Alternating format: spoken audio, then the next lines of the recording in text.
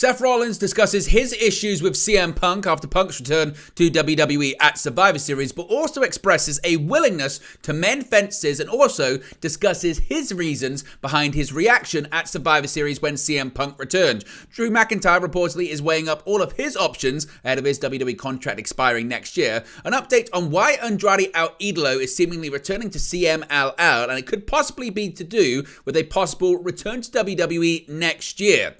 AJ Styles was reportedly set to return on SmackDown tonight. Now, that may no longer be the case. A NXT star could be set to be called up to the main roster. Sami Zayn is expected to take some time off very soon. An update on the talks between WWE and Stardom's Julia, and WWE is reportedly very high on an NXT superstar.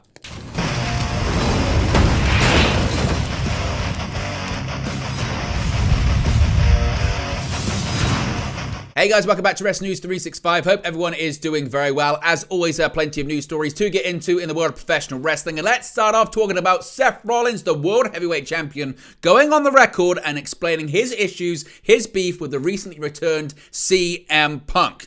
Now, WWE World Heavyweight Champion Seth Rollins recently decided to spill the tea, if you will, on his growing frustration with CM Punk, his problems with the former AEW World Champion, as well as explaining why he reacted the way he did when Punk made his return at Survivor Series last month.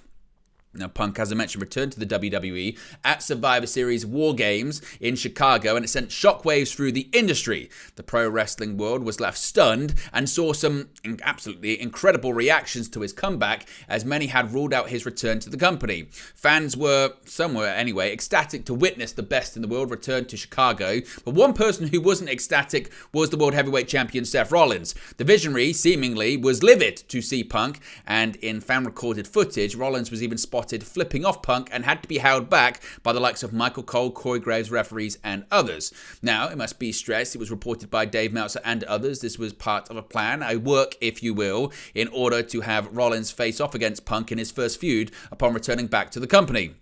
Well, speaking with Sports Illustrated Media, Seth Rollins has opened up and explained the reasons behind his reaction at the show, and as well as discussing his problems with CM Punk in general.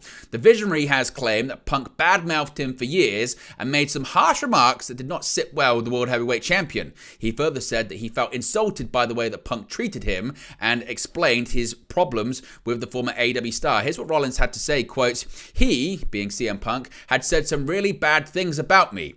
Talked down about me for years, and the company for years. I'm talking some really bad stuff. Called me a bootlicker and crap like that.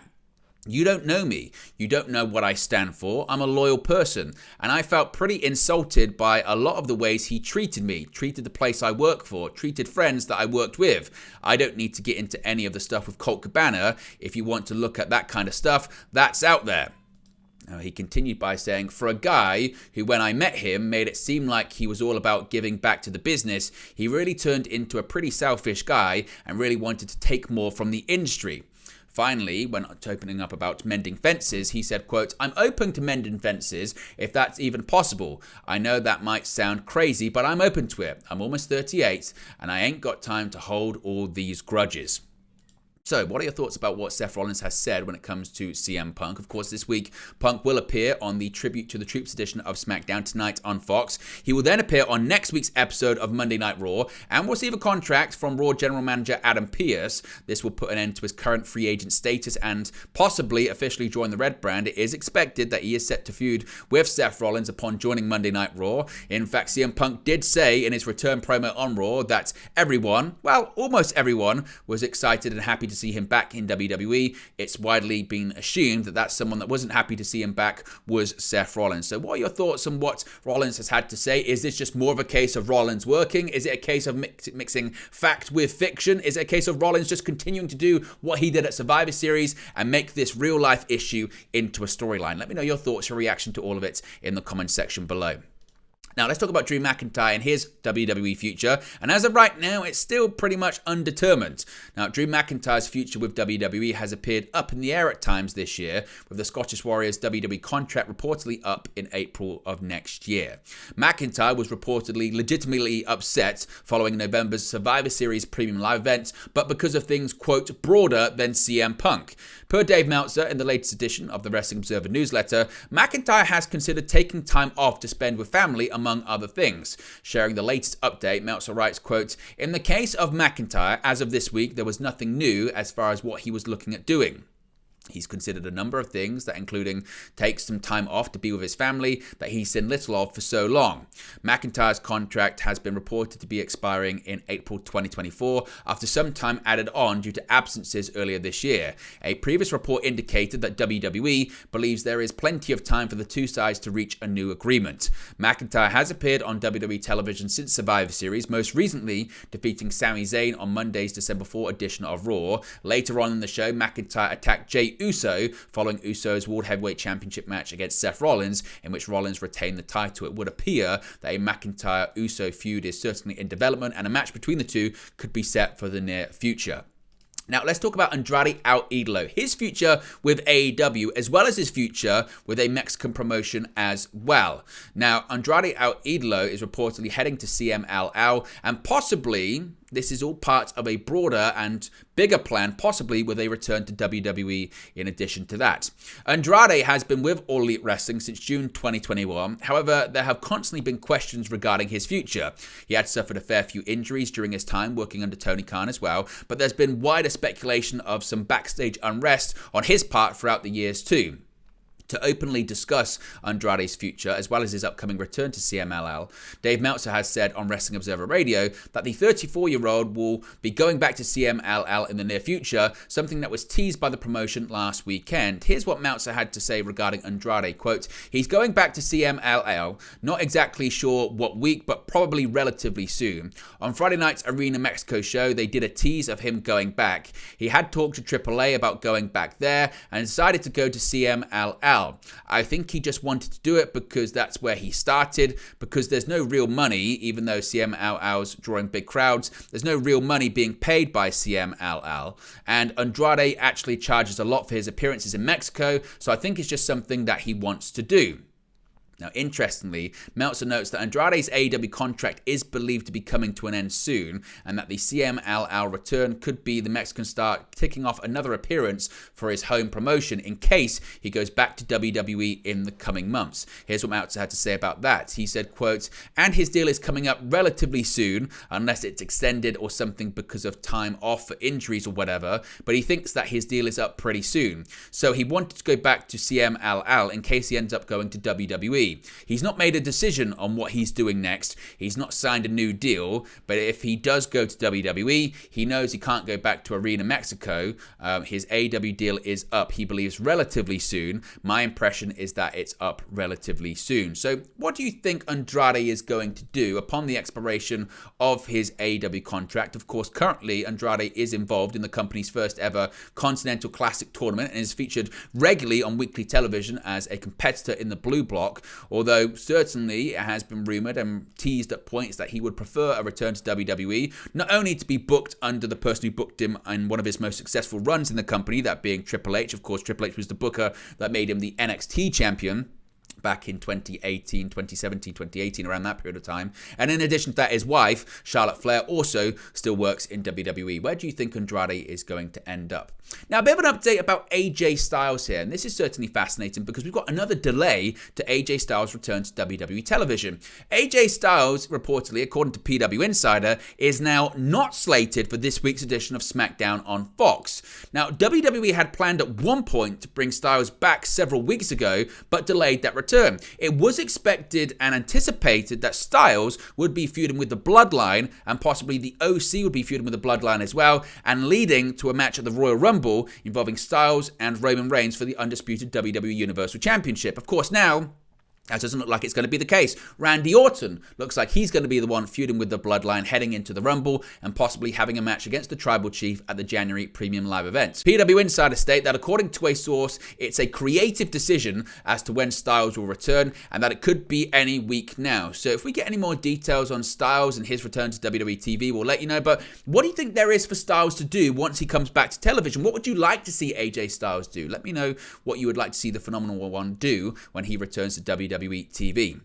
Now, this is an interesting one, certainly. Tyler Bate could be set for a main roster call-up. Per Dave Meltzer in the latest edition of the Wrestling Observer newsletter, there's been at least talk of former NXT UK champion Tyler Bate moving up to either Raw or SmackDown. Optimistic about Bate's future under the Triple H regime, Meltzer writes, quote, "There has at least been talk of Bate going to the main roster. His size isn't particularly right for that, but the size thing isn't a big deal now with Vince McMahon out of the picture and Paul Levesque being more open-minded as to who can be a top star."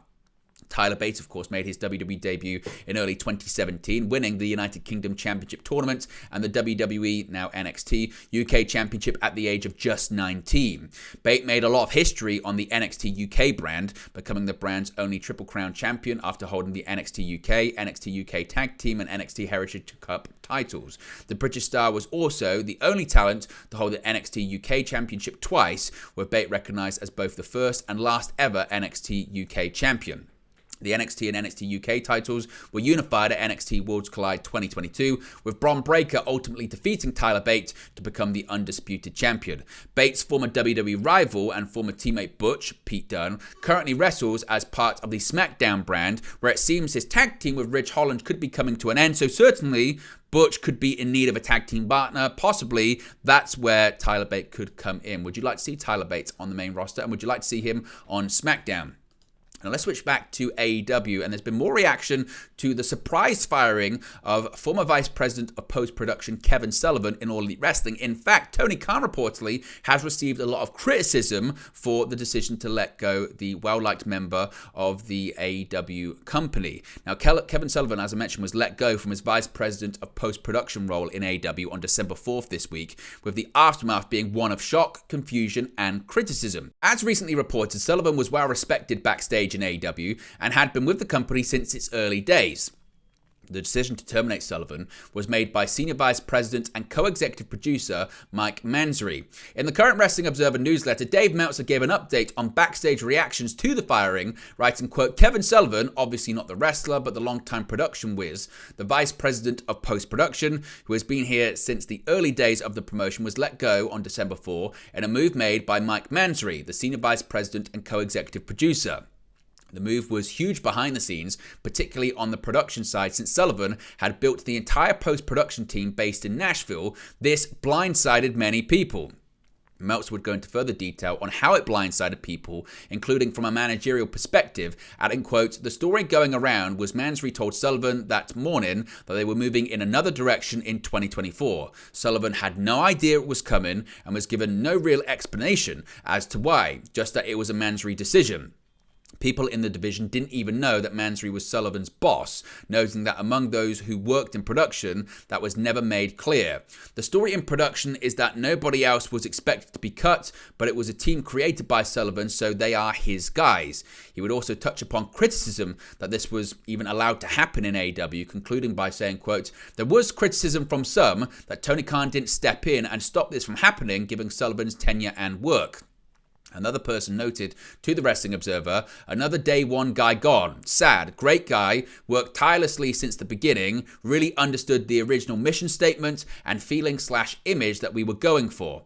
Others noted to the Wrestling Observer about being in shock about it. Sullivan was heavily praised across the board. Now, when it comes to Mansory, he joined AEW in December of last year, having served as WWE's Vice President of Global Television Production. What are your thoughts on this criticism to Tony Khan? Is it justified, and is AEW heading in the right direction? And what changes would you like to see them make heading into 2024? Now, a bit of an update on Sami Zayn after the injury angle that we saw Monday night on Raw. Zayn, as I mentioned, was last seen on the December 4th episode of Raw facing Drew McIntyre in the opening match of the show. McIntyre, after the match, would later inflict further damage on Zayn, specifically to his knee, which could be the beginning of time off for the popular superstar. Writing in the Wrestling Observer, Dave Meltzer reports, quote, "It looks like they were doing an injury angle with McIntyre and Zayn when McIntyre stomped on Zayn's bad knee." I don't have it confirmed Zayn will be off for a while due to that, but I do know that he had asked for some time off recently and was granted it, but wasn't told when it would begin, past that he was not scheduled for the December 28th show in Laval, Quebec, that would normally be built around him, as that was during the scheduled break, although it is possible they could have him do that show. The attack on the knee came after the match in a backstage segment that obviously could be seen during the broadcast, so possibly Sami Zayn could be taking some time off, but it's unconfirmed if he's actually going to be or when that could be taking place as well. If we get any more details on that, of course, we'll let you know in an upcoming video. Now, we have a bit of an update on Julia as well, a name that's been widely linked to WWE. Now, reports emerged recently that Julia from Stardom had received an offer from WWE, though she remains under contract to the Bushiroad company until March of next year. Dave Meltzer provided a further update on plans for the star in the Wrestling Observer newsletter, saying, quote, regarding Julia, the update is she still has not made her mind up and that she and WWE have spoken several times as of late. They've talked enough that there is something to the story, although the story she was going to the Performance Center at the time ended up not being accurate. But she has not told those in Japan that she's staying, nor that she is leaving. Having debuted in New Japan Pro Wrestling in 2020, Julia is the current New Japan Strong Women's Champion. She also holds the Artist of Stardom Championship as well. Julia, of course, isn't the only New Japan star that WWE reportedly have their sights on. The company reportedly has a renewed interest in Kazuchika Okada as well. So 2024 certainly is going to be a big year for free agents, not just in the United States, North America, Europe, but also in Japan too. Finally, a bit of an update on WWE being reportedly very high on an NXT superstar. NXT's Kalani Jordan made her in-ring debut for the company earlier this year, but she is already being positioned in major roles in the company. Jordan was initially paired with Dana Brooke prior to Brooke's release from the company in September, with her since going on to reach the final of the NXT Women's Breakout Tournament and earning a spot in the Iron Survivor Challenge match at this weekend's NXT Deadline event. Well, the reason for Jordan earning her place in big spots on the show in such short order is due to her already impressing the right people within the company. Per Dave Meltzer in the Wrestling Observer newsletter, those within WWE and NXT are said to be very high on Jordan's progress. Jordan will feature, as I mentioned, in the Iron Survivor Challenge at NXT Deadline, alongside Tiffany Stratton, Blair Davenport, Lash Legend, and Fallon Henley. Jordan picked up the victory over Kiana James to earn her spot in the match. She came up short in the NXT Women's Breakout Tournament, losing in the finals to Lola Vice on night 2 of NXT Halloween Havoc. What are your thoughts on Kalani Jordan, and what do you think the ceiling is for her in WWE? But there you go, guys. This latest pro wrestling news for you. Be sure to smash a like on the like button. Be sure to subscribe, bottom right-hand corner. As always, let me know your thoughts in the comment section below, and I'll speak to you again very, very soon. Hey guys, thank you for watching, listening, streaming, or however you come across this video today. Be sure to click on the video on the right there to watch our next video, or click the bottom there to subscribe, or the bottom right hand corner. Thank you very much, and I'll speak to you again very soon.